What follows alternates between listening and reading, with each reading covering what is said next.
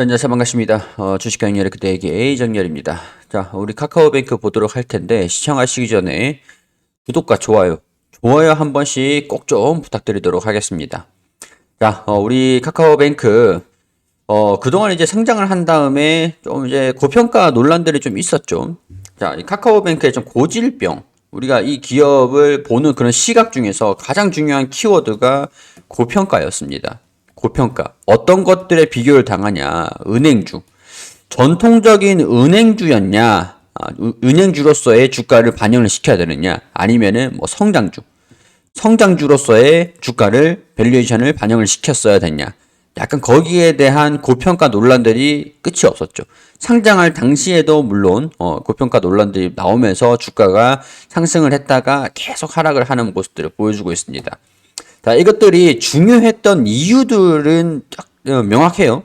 생각보다 뭐 이렇게 복잡하진 않습니다. 바로 금리입니다. 금리. 금리가 인상이 될 때 은행주로서의 밸류를 부과를 해야 되느냐, 아니면은 성장주로서의 밸류를 부과를 해야 되느냐. 자, 금리 인상기에는 밸류가 둘 다 다를 수밖에 없습니다. 전통적인 가치주들 같은 경우에서는 금리 강세 때는 오히려 좀 이제 강세 흐름들을 보여주고 주가 하락을 좀 제한적인 모습들을 좀 보여주기도 해요.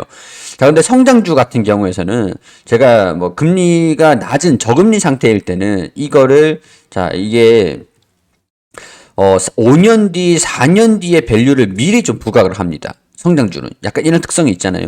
자, 이 기업이 지금 실적은 여기인데 미래 성장을 한 주가, 이런 미래에 나중에 성장을 하면 이만한 가치가 있으니까 그게 이제 당겨와서 반영이 되는 건데, 이게 저금리 상태일 때는 그 기간이 뭐 평균적으로 4년, 5년 미리 주가가 반영된다라고 했을 때는 이 기간이 뭐 6년, 7년까지 가는 것도 있습니다. 이천전지 같은 경우에서는 지금 LG에너지솔루션의 퍼가 120배 수준들이 4년, 2년, 3년 이후에 그 기업에 대한 가치를 반영시키고 있기 때문이라고 보시면 돼요. 근데 금리가 높아지면은 이 성장을 4년, 5년 동안 이후에 저금리인 상태에서 성장을 하는 거랑 고금리인 상태에서 성장을 하는 거랑 달라질 수밖에 없잖아요. 그러니까 여기에 성장주의 특성이 미래에 한 5년, 6년, 7년, 8년 이후에 10년 이후에 주가를 반영을 하다가 고금리 상태가 되면은 이게 점점 당겨져요. 그렇기 때문에 이까지 반영을 시키다가 이게 이까지 떨어지는 거예요. 보통 평균적으로 2년, 3년 수준이면은 보통 이제 성장 기업들, 가치주, 실적 성장주, 그런 실적이 확인이 되는 기업들 같은 경우에는 2년, 3년 정도는 유지를 해주거든요.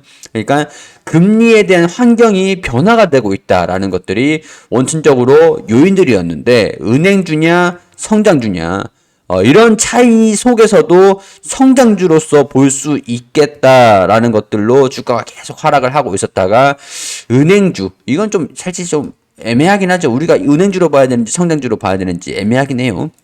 일단은 여기서 은행주로 보면은 고평가가 높고, 이제는 성장주로 보면은 프리미엄이 그렇게 높은 수준들은 아니다. 그럼 이제 금리가 강도가, 긴축 강도가 낮아지고 있는 상태에서 성장주로 접근을 하는 그런 수급들, 그런 수급, 일단 관점의 차이가 있습니다. 그러니까 제가 은행주로 보세요, 뭐 성장주로 보세요, 그건 이제 큰 의미가 없어지고 희석이 되고 있는 상태다라는 것들을 말씀을 드리고 싶은 겁니다. 자, 그런 상태에서 주가가 계속 하락을 하고 있는 상태였고, 2만원까지 내려왔었어요. 주가가 9만원 수준에서 2만원까지 내려왔었습니다. 자, 그도 그렇듯이 우리가 이 자산 대비해서 주식수, 그러니까 내가 이거 굉장히 좀 이거 쉽게 얘기를 하면은, 제가 장부에 만약에 예를 들어서 1,000만 원이 있어요. 예를 들어서 이거를 1,000원으로 나누면 이게 액면가인데, 이게 1주당 가치가 나오잖아요. 1,000원당. 그럼 1,000원당 몇 장이 나오느냐, 1,000원이 몇 장이 나오느냐, 이거를 이제 계산을 할 수가 있잖아요. 그게 이제 이 기업에 가지고 있는 자산의 주식수를 나눠줘 버리면은 1주당 자산이 얼마인가 이게 나오거든요. 이게 근데 이전에는 9만 원까지 올라갔었었는데, 지금 이게 BPS입니다. 11,000원, 12,000원, 13,000원. 자, 그러면은 밸류에이션이 어느 정도 뭐 프리미엄이 부과된다라고 했을 때, 지금 수준에서 15,000원까지 내려왔을 때, 15,000원까지 내려왔을 때, 그게 이 가격들의 거의 근접한 가격이라고 할 수가 있죠. 근데 지금 뭐 성장주들 같은 경우에서도 하더라도 프리미엄은 일단 높은 상태인데 펀은 지금 60배인 상태인데 대신에 자산까지는 이 기업이 가지고 있는 자산별 가치까지는 떨어지고 난 다음에 지금 반등이 나와주고 있는 거거든요. 그 나온 다음에 반등이 나와주고 있는 거예요. 21선의 지지를 받으면서 돌파 흐름들을 보여주고 있는지 은행주, 성장주 그걸 떠나서 이 기업이 자산, 적정 가치에 대한 자산에 대한 부분에서 주가가 고평가냐 저평가냐 그런 것들은 봤을 때 이제는 저평가 영역에 들어오지 않았을까 이렇게 보고 있는 겁니다. 주가가 계속 하락하는 모습들을 보여주고 있다가 추세를 좀 돌이키는 모습들을 보여주고 21선의 지지를 받으면서 슬금슬금 뚫어주려고 하는 모습들을 보여주고 있어요. 3만원 뚫어주면은 그 다음에는 37,500원 부분들 될 수 있을 것 같습니다. 이것들도 보면서 돌파를 하는지 염두를 해둘 필요가 있겠죠. 자, 돌파를 하면은 저는 이제 35,000원, 37,500원 그리고 이탈을 하면은 25,000원을 이탈을 하면은 22,500원 대응의 영역들, 여기 비중 축소의 영역들 보시고 그 다음은 이제 그 다음 주가 움직임들을 보면서 결정을 하면 되는 거죠. 자, 일단은 자산에 대한 저평가 영역으로 슬금슬금 접어들면서 긴축 강도도 줄어들다 보니까 성장주로서도 반영을 시키기가 부담스럽지는 않은, 이전에 9만 원까지는 좀 부담스럽긴 했거든요. 좀 너무 비싸긴 했었어요. 그런 상황들이다. 이렇게 보시면 될 것 같고, 자, 이 하나금융그룹에서 리포트가 하나 나왔습니다. 12월 8일 리포트인데 탑라인 개선폭은 시중은행을 계속 큰 폭으로 상회할 거다. 자, 투자 의견을 일단은 매수로 유지를 합니다. 목표 주가를 3만 원으로 상향을 시켰습니다. 3만 원 거진 다 왔어요. 지금 28,000원 수준들이니까. 제가 이제 이때 38,000원 이걸 보는 것보다 조금 보수적으로 보는 거죠. 자, 카카오뱅크 2022년 대출 성장률은 10%대 그칠 것으로 보이는데 대출 성장률이 20%까지 상승을 할 거다. 일단은 주택담보대출 금리도 인상이 됐잖아요. 성장률이 높아질 거다라고 보는 겁니다.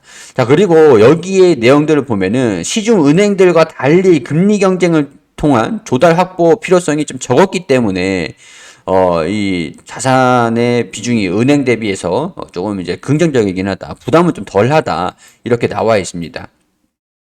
그리고 광고, 신규 서비스 출시, 플랫폼 수익이 의미 있는 증가세는 아니다.